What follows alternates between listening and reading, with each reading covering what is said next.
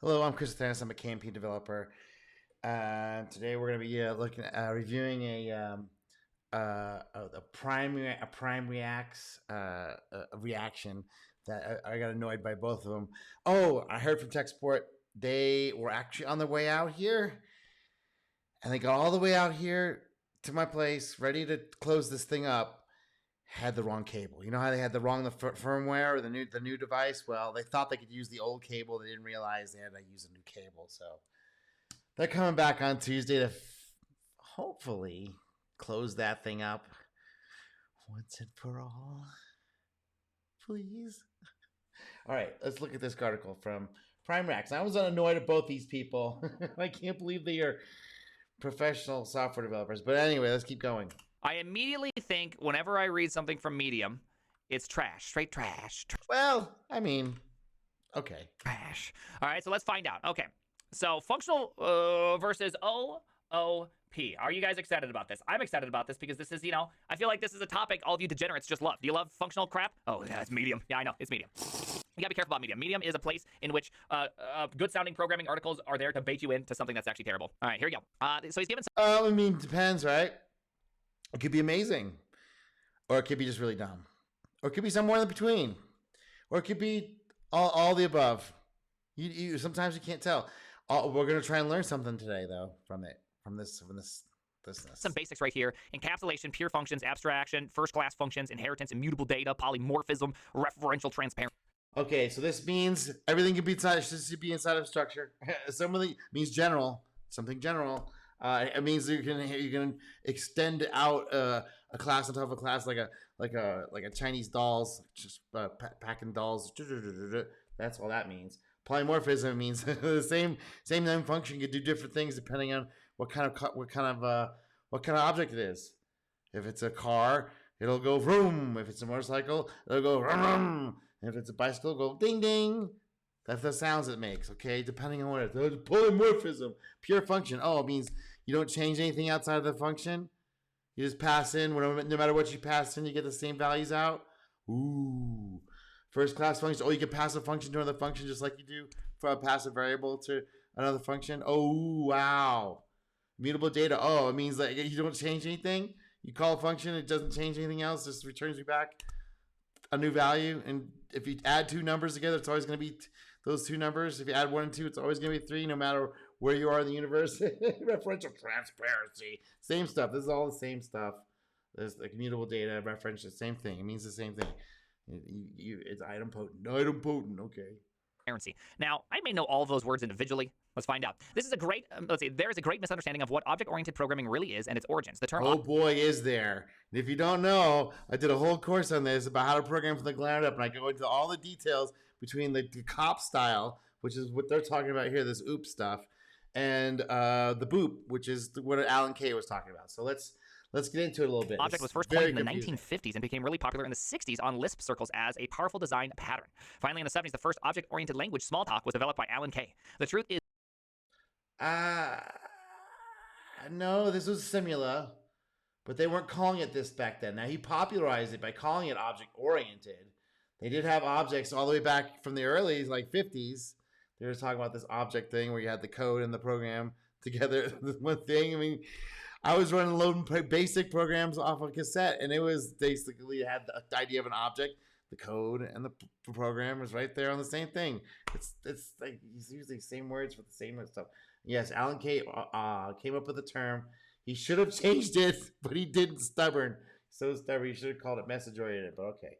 Is that what object-oriented programming really represents has been lost over the years as modern languages kept copying the syntax and ideas imposed by the C programming language. Well, C and Simula. I mean, these words had to come from somewhere. Alan Kay has declared publicly that many times that the essence of OOP is the concept of message passing. Wow, this article goes straight to the heart right now. Okay, there's no warming up right now. We're going right. I mean, normally you read an article in the first like 2 paragraphs of just like meaninglessness, and then we actually get to it. This might be the first article I've ever read that just goes straight to it. All right, and let's see what this kid thinks he means by message passing. He thinks it means something. It's not what K meant.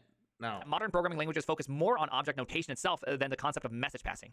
Okay, yes, there's an overemphasis on how the tools are all put together. Yes, without understanding what their intended use is, because there's 2 intended uses.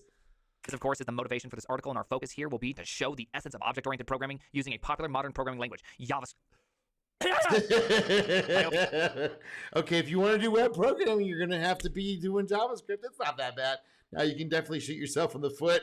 Enjoy this journey. Like with any of these dang languages. So, okay. I'm ready. Are you guys ready? So before going deeply into object-oriented implementations, it is fundamental to go deeply into the prerequisites. Let's start with messages. So what the hell is a message? It's a good question. I don't even know at this point. When you want to communicate to two endpoints, you need to standardize information to be passed along the way. Okay, I don't think this guy's English is his first language, so I'm going to give him a break here. But does it have to be standardized information? Are you sure? A message is the standardized information and is essential to guarantee that the two endpoints will be as decoupled as possible. It is important to notice that if the producer sends a message that the consumer does not understand, nothing happens because it is not a predefined standard. Okay, that's a funny way of saying that. Okay, so if you, I don't know where he's getting this from, but the whole idea of OOP is you can't just go in and grab people's data. We may want to change the functionality, we may want to change the implementation, and in fact, it makes it easier if you don't have the ability to do that. It makes it more easy to change and modify the program in the future, or in general, and just understanding how it works. So if you're always grabbing stuff, like everything is an open public variable, this OOP is not going to make any sense. But if everything has to go through a function that has some kind of smarts around it that will give you the data if you ask for it correctly, you ask for it nicely, or refuse not to, then it becomes a message idea. The idea of a message. We're still calling functions. These are all just function calls. It's just how you structure their data and some rules around what you're allowed to do and not allowed to do. You can break all the rules, of course, and that's why everyone's super confused. That's why this guy's confused. Wait, shouldn't something happen? So let me get this straight. If you send a message and the consumer does not understand it, or the producer, wait, hold on. Yeah, the consumer does not understand it. Yeah, it's confusing. Hey, what he's written here is very confusing. This is confusing. It just does nothing. Like, shouldn't you give like a 400? Maybe, but what he's trying to say is like the receiver can receive the message and they can either do something or not do something. It's not, you can't just say force it. It's like you're going into a sandwich shop and you're asking the person behind the counter to make the sandwich. Now, you can jump behind the counter and get all the sauces and the mustard and the mayo and all the meats and put it together real quick, slap it together and be out of there, and throw your money in the cashier and be out of there way faster than standing in line and waiting for them to make it for you. And you also have to become a sandwich network. You have to be certified. We have to get you a employee ID number. You have to know all the intimate details, get you on the schedule. Like, I'm just thinking in the terms of HTTP, right? Yo, dog. It's not good. Producer, 500. Consumer should be a 400. Yeah, 420. Yeah, whatever. I mean, the idea is that you're supposed to send a message, and the message can either be received or not, and it can do something or not, and you can't force it. You can't just grab. You can't be all grabby like you can with C and C type or languages that you just go in there and grab stuff. Everything is static everywhere, and you can just push data around like it's procedural still. No, that's not the idea.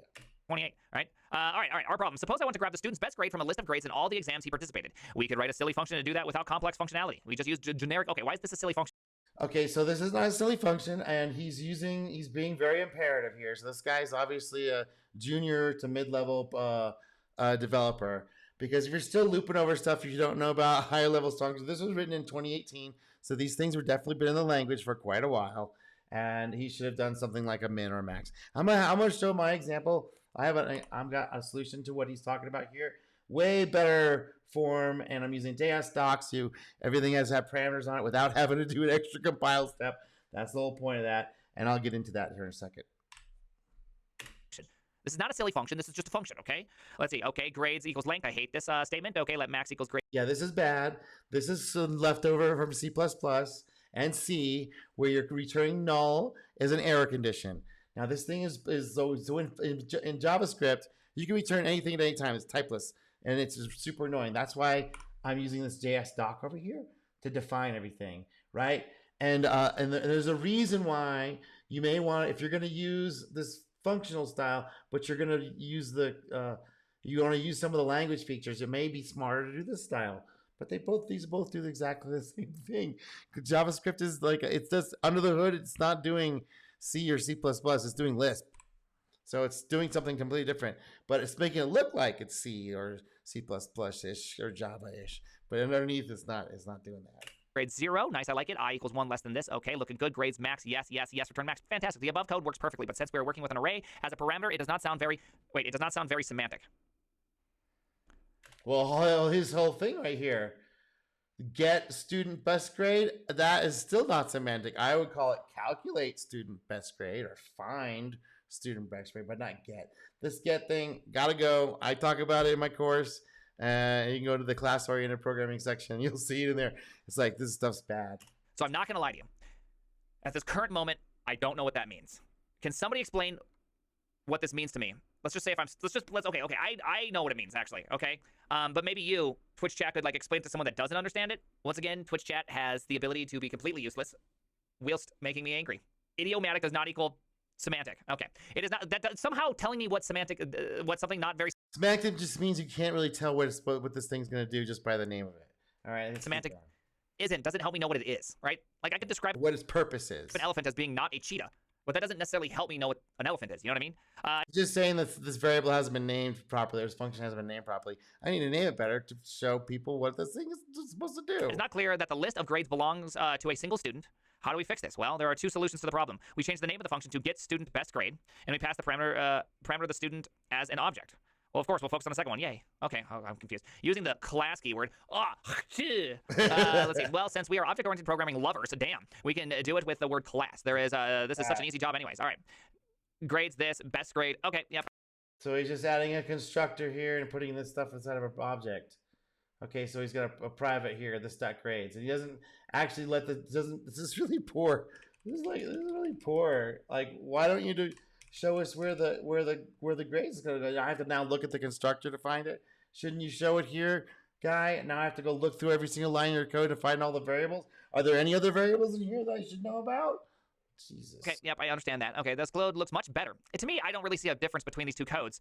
No, this is still the standard COP style, class-oriented programming style that everyone gets taught, and until they encounter Yegor Bugiyenko or Alan Kay, which I go through in my course, which is free, of course. You're not going to know that this is just straight procedural.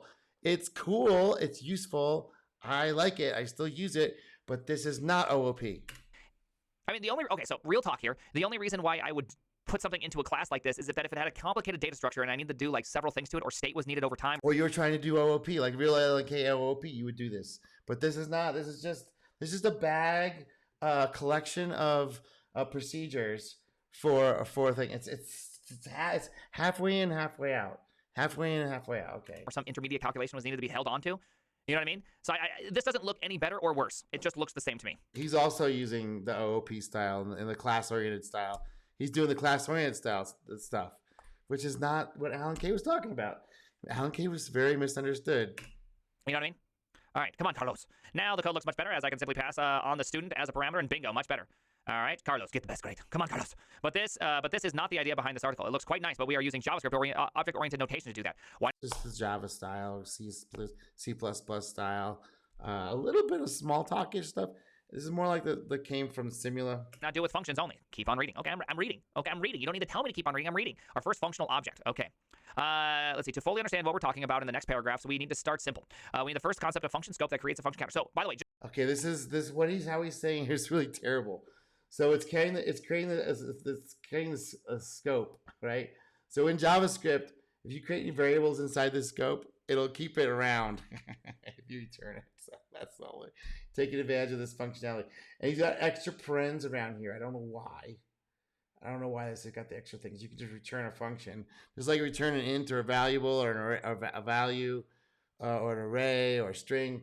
You can just return a function in JavaScript. It doesn't care. It's pass them around, strings to functions, strings. It can go back and forth. That's what actually makes JavaScript a true OOP in the Alan Kay style OOP language. It lets you go back and forth like this, and people hate it. They're coming from these statically typed languages and not in COP languages. They hate that, but that's actually a powerful thing, and if used properly, and if you know what it's for. and how to structure a large app that does that'll takes advantage of that as opposed to being hindered by it. Just so you know, this right here, what we're seeing right here, I just want you to know that you're going to produce a lot of memory. Okay? Right. It's going to make an object every time. That's fine. But you know what? I hate to break it to you. We got a lot of memory these days. Did you not know that? Yeah. What we don't have is a lot of time to go back and figure out all these bugs from the shared mutual state, from trying to go super fast and use these techniques from the 90s. Instead of yes, we'll use the memory. We will use up the memory. We don't care. Let's use up the memory. Now, if you're doing a super high level, high density down to the metal stuff, yeah, it's gonna be a problem. But if you're making applications, especially like desktop applications, why do you care how much memory? Get 16 gigs. How much salary are we paying these people? What? Just throwing it out there. You may not realize what you're doing. Okay, a lot of people don't understand what they're doing. And so they... Okay, if you have to be super perf, this guy's C++ perf boy. So yeah, it makes a difference. But why are you using JavaScript? Don't really realize that this type of JavaScript is not really... The thing is just because JavaScript can do something does not necessarily mean it's a good thing. Do you know what I mean? Correct, in general, but sometimes it is. Sometimes you got bigger fish to fry. You don't want to mess with the low-level stuff. Sometimes it's important. Yeah. But most of the time it's not. The call stack can also become very upsetting as well. Holy cow, that is a function that returns another function. Yeah, that's fine. This is a normal thing. Yes, I know. I know you didn't even need to put these little things around it. You actually made it look scary. Right. You made it look scarier than it needs to be. By putting these things around it. You don't even need to do that. What the hell? What?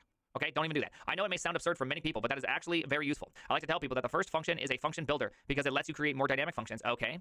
It's a function factory. Hey, I'm using a design pattern I just read about. But what the heck is state? I think of state as anything that can cause your functions to output different values for the same input. What? What the hell is all that? It's just a value. It's just the value, the variables, the values and the variables inside the object, inside the class, inside the object. That's what that's the state. Ooh, now what is all this crap? In this case, the parameter initial does exactly that. Yes. Okay. As you can see in the example above, for the same counters every time we call the function, we get a blah, blah, blah, blah, review node. Okay, I think we all understand. Now, do we understand state injection? We can complicate things a bit more. State injection? Are you kidding me? You mean passing a parameter to a function? State injection? Ugh. And write JavaScript only class using functions only. Why JavaScript only? Because we'll use a JSON. Okay, what the hell are we talking about at this point? All right. So and he's like JSON, and he calls it JSON object notation. This is not JSON object notation. What is this kid talking about? This is a POJO, plain old JavaScript object. That would be what you would call. So you're returning this object here. That's a starts at line 3 and ends at line 17. It returns this JavaScript object that has a couple elements in it. It's got these two functions declared here, but this is not a JSON. In fact, if you converted this to JSON, nothing would come out of it. Doesn't even have any variables in here inside this thing. It's not JSON. What is this guy? This guy's a CTO at a company. Are you kidding me? No. This is not better. There's several reasons why this is not better. First off, you really don't need these parentheses here. But also, there's something else that is really frustrating about this. Now, one thing that makes JavaScript so good or so kind of fast here is that when you do this... So he's really still so obsessed with the performance stuff. Okay. That's less and less every day. It becomes less and less. What becomes more and more important is structuring our programs in a way we can modify them and change them and understand them and not use these crazy patterns from 25 years ago that don't make any sense. And why are you doing it this way? In a class, the function itself is created once, right? It's on the prototype. It's what it's bound to that it's changed depending on the object you call. Whereas that's just one thing, but that's not, you know how in I'm gonna get a kick out of this. In Java, you have the immutable strings. Well, that code can also be immutable. You can have copies of the immutable stuff all over the place. If you modify it, he just creates a new modified code. You're not going to have copies of the code all over the place. You just have individual copies of the code. What are you talking about, dude? This is actually recreating the function and the closure every single time. Yeah, but if you have efficient memory management, you can do a hash on the function. It's just going to keep one copy of it, just like it does in Java, dude. That's just substantially more memory and more garbage collection. This type of programming that I'm seeing right here, I would argue probably doesn't make your servers run as good. Now, the real... Okay. Why are you writing server... Okay, why are you running server code in JavaScript, first of all? because that's going to be probably a bad idea eventually. It's so good if you got less than 1,000 users, but you get above 1,000 users, you're starting to going to have problems and all that kinds of other characters. For getting stuff going, it's awesome. And yes, you can run big stuff on it too. But why are you doing big iron metal stuff with JavaScript? Question is, what does it mean? Run is good. I would say this is bullshit. I would never use this type of syntax. Don't use this type of syntax. This is demonstrably more confusing than the previous one. Well, just because you're not used to it. That's all it is.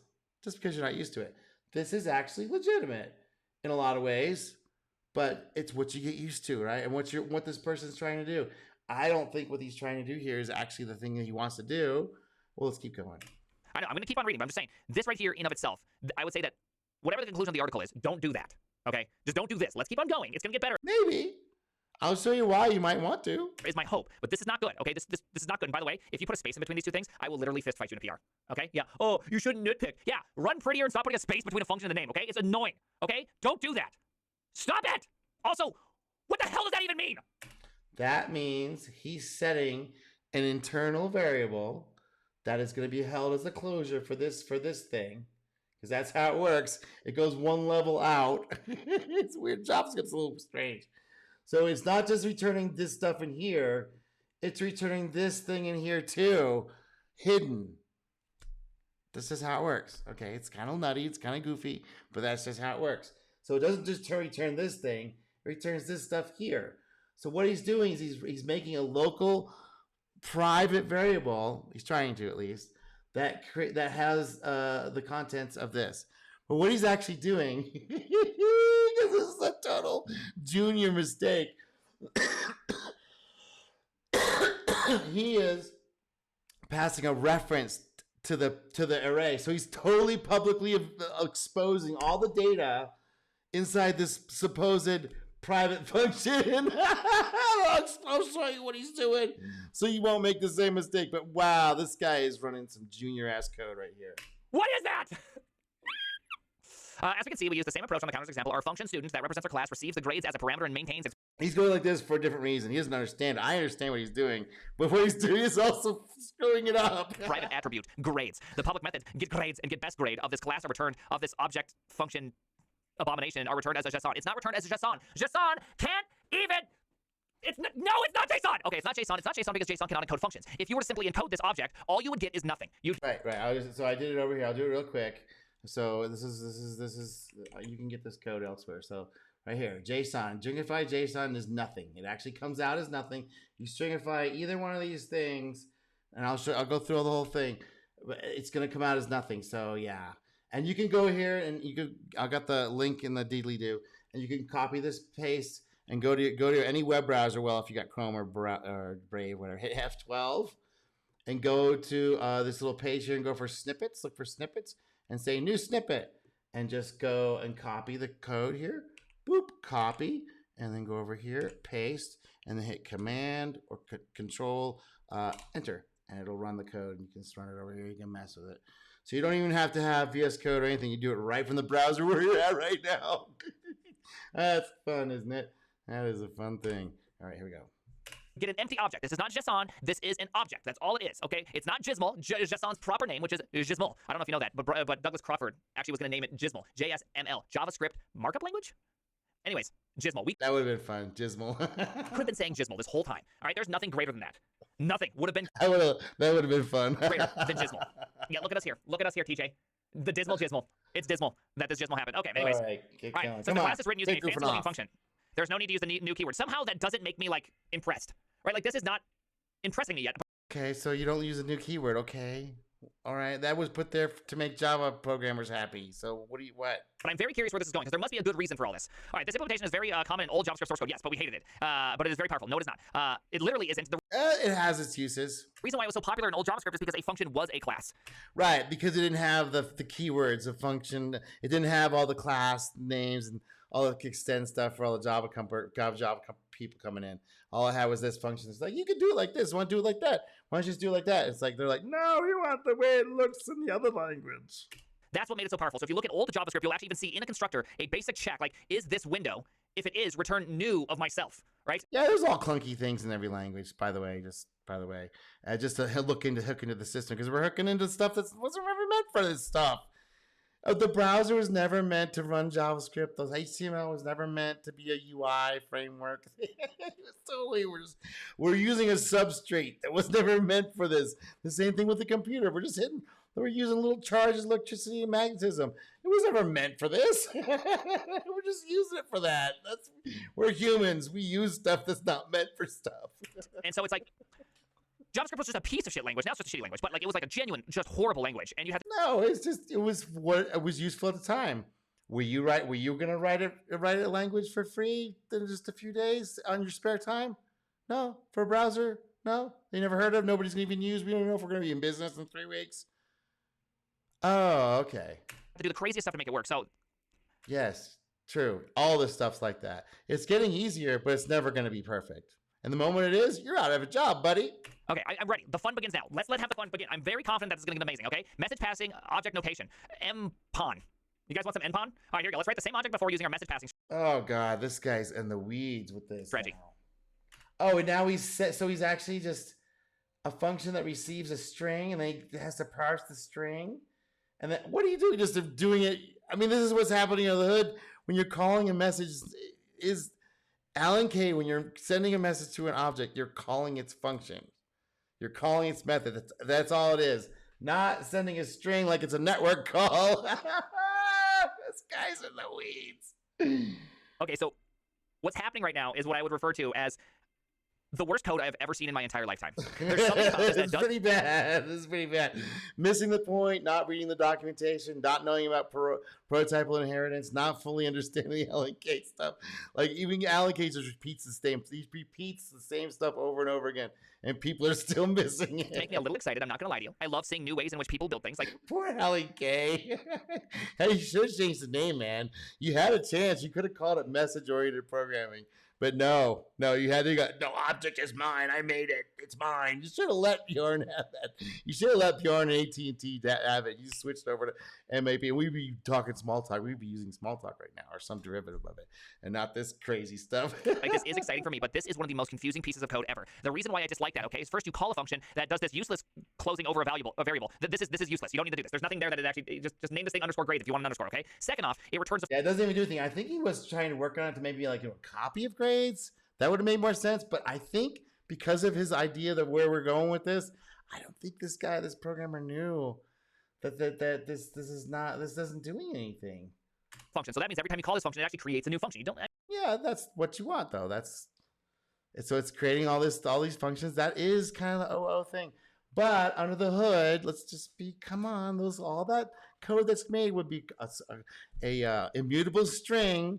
That if you create another function with the same one, it's only going to have one copy of it. Now, come on, guy. I mean, that kind of sucks, right? And inside the switch, you're actually creating new functions. So every time you call it with a message, you're actually creating a new instance of a function that should just be existing as a prototype. It should just be a reference follow. That's just what the prototype's doing, is what I just mentioned. So it is a function creation and then a function execution. I don't know.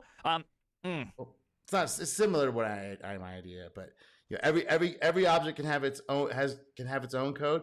But if it shares code, it's just going to share the same code. So if it's the same code, what do you know? I think I'm over-explaining.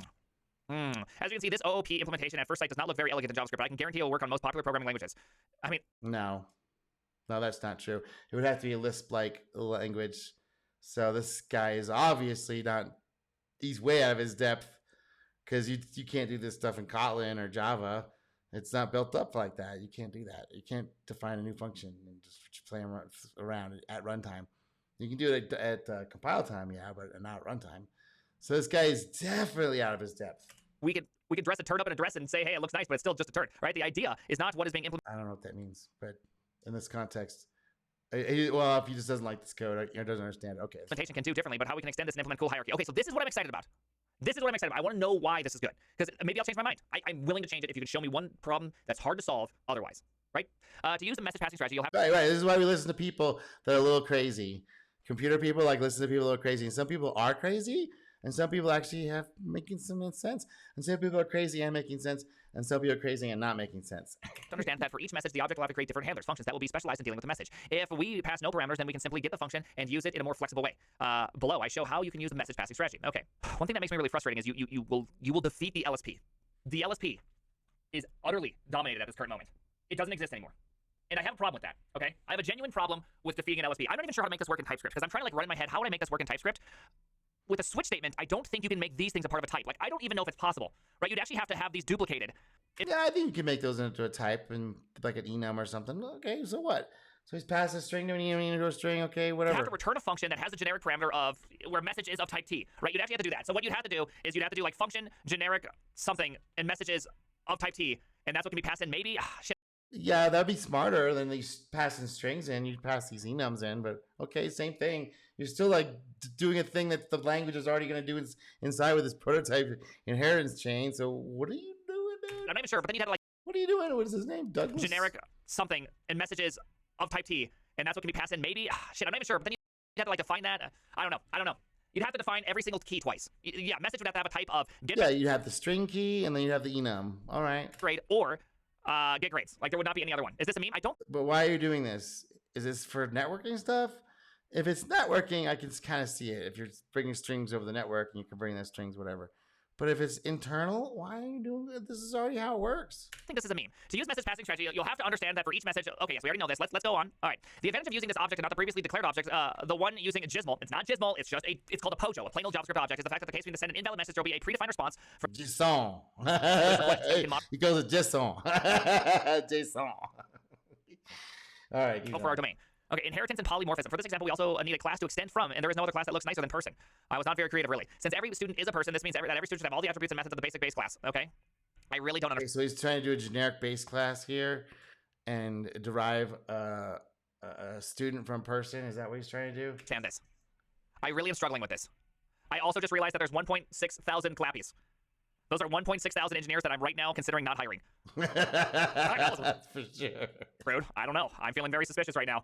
Anyways, since a student needs to extend the base class, please tell me it's a function that returns a function that returns a function that returns a function. Since student needs to extend the base class, we should also have some nice things to make it all work out together. Yep. Students must have a name and an age. So from now on, the constructor should also take that. Yeah, one of the attributes of our class will be the base class. Will be constructed with the parameters set on this. Okay. If this message we are looking for is not found, we'll redirect it to the base class. Oh gosh. So my guess is that it's going to be a function that returns a function. Oh no. Okay. To me, it would be even cooler if a student took in a person and grades. So you'd. So he's trying to say what the program should be now. Okay. So trying to figure out what it is. Okay. So we're double off in the weeds. To create a person, and then a person could become a student. The person could become something else. You know what I mean? Promoting types, okay. Like to me, that's at least a little bit more interesting. I mean, that's not what this guy's doing. Variable equals private member, but it's not private. It's already private. Okay. Okay. So a thing that's really stupid. Hear me out here. A thing that's really stupid is having a naming convention in a language that does not like in an itch. Okay. So I understand that underscores should have existed in early JavaScript because you're trying to convey a meaning via a name. This public grade right here is not accessible from the outside. Therefore, it does not need an underscore. It's not private. It's just not available. It's a closed over. Right, but it's just a way to look at that. It's like, oh, okay, this is going to be a local thing. Okay, it's a notation for other programmers. The language don't care for value. It's a closure. And so look at this. He doesn't call base. Right, inside of a closure, right? Inside of a function, these are going to be local to that function. Yes, we know that. But this is a way to say, hey, we're not talking about this one. We're talking about this one. Now, what this programmer over here has done is a very strange thing, which he's taken the array pointer and put it inside here, which is the same one as the outside. So anybody that access a grade, which I'll get into, access a grades on the outside is going to be changing on the inside. It's like, what do you guys want? What is this? You don't need base. You don't need that. It doesn't make any sense, right? He's effectively right now what's happening is the recreation of the prototype chain, right? That's what he did. That's what he did here. This is a prototype chain. It first checks yours, and then it goes and calls base and checks up the next one. Finally, we can have a nice little class that extends person using functions and message passing only. You can use in the same way as before by sending messages. Okay. Again, I think it would have been really amazing if we would have had a person, if Johnny would have been able to be passed into a student and then now like obtained the student things. You know what I mean? Conclusion. I hope you like what you read. I feel like the greatest letdown just happened in my entire lifetime. I really thought there was something more to this. For sure. This is really bad, but okay, keep going. Oh. Intentionally wrong to show happened in my entire lifetime. I really thought there was going to be something more to this. I really thought there was like, like how you do something intentionally wrong to show how complex it is, and then afterwards, you like rip the mirror away, and bam, you just see like how amazing it is. It didn't happen. Honestly, please, whatever you do, don't ever do this. I mean, I even see the phrase of, there are lots of other things we can implement, such as method overloading and multiple inheritance. Okay, what does this guy just mean? Wait, must be him playing a C++ book and knows a little bit of C, knows a little bit of JavaScript, and he's like trying to do the JavaScript. I was like, what are you doing? Multiple inheritance has never been a good plan. Never. No. Never. And I go into that in the COP why I was taking out Java, and there's reasons. Yeah. So here's a little example, and I'll have the code in the deedly do. This is the functional style. This is the OOP style. And I'm using JS doc. And the reason I'm using JS doc is it allows you to hover over these things and it gives you all the parameters and how this thing is supposed to do. And it'll highlight automatically in VS and no plugins, just as is. It'll tell you, and it gives you like things that they're doing wrong. Like, where is it? Change first grades, increment. Like if I change that, if I wanted to go over here and say student dot increment update, it's gonna is it gonna say something? So let's see if it lets me do that. Okay, why did it do that? Hold on here a second.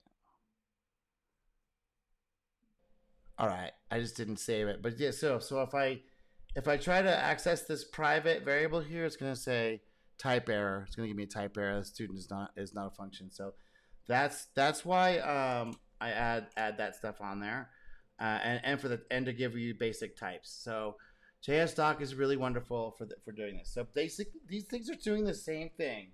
This function student grades, this class student grades is doing exactly the same thing. I can run them both. So if I go over here and run this one, it's going to do the same output as if I go over here. You can study them both and look at the differences. And you can see I'm trying to access. Oh, here's the thing I want to show you. So if you don't use this, if you use the grades here, if you pass in just the raw array, you're going to, okay, let me clear this out here. Save this. It's going to allow you to change it from the outside. Right here, this grade got changed here. Because you're passing in the pointer right here. You're passing this public grades, it's passing in the pointer here. And if you just take the pointer and save it internally, it's going to be pointing to the same public grades. So you have to do a slice, which means make a copy. Just means make a copy. It's also so grades.slice just means make a copy, and then if you pass it out, if you accidentally pass out or return out a value of grades, the pointer to it, it'll also, and anything on the outside starts to use that variable, you can also get lose private access. So JavaScript is kind of funny like that. It lets you. It's mostly everything's open until you actually try and close it down. And that makes it harder to close it. It has made it difficult. You have to do these like closure things, return these function things like this to do these private variables. So these two are identical. Make sure this grades here. So yeah, this is the slice. You're always going to return the copies, right? You don't want to return the pointer to the array because anything that gets access to that same variable can now get access to your array. So you just lost your private hidden values. But when you're passing around copies of things, it's, you're just going to copy of it. And that's the true OOP. Yes, it's not as memory efficient, but you also eliminate a whole class of bugs and a whole class of problems and a whole class of things that can go wrong. So I go into my course, a free course called How to Program from the Ground Up. I go into that later on in the programming session. So and I have examples of how this works. But this is a good little breakdown. Read the comments here. Study all this. I'm not going to walk all the way through it, but I left some pretty good comments, and that's in the deedly-do. And yeah, that's it for right now. I'm Chris. Give me a like and subscribe. Talk to you soon.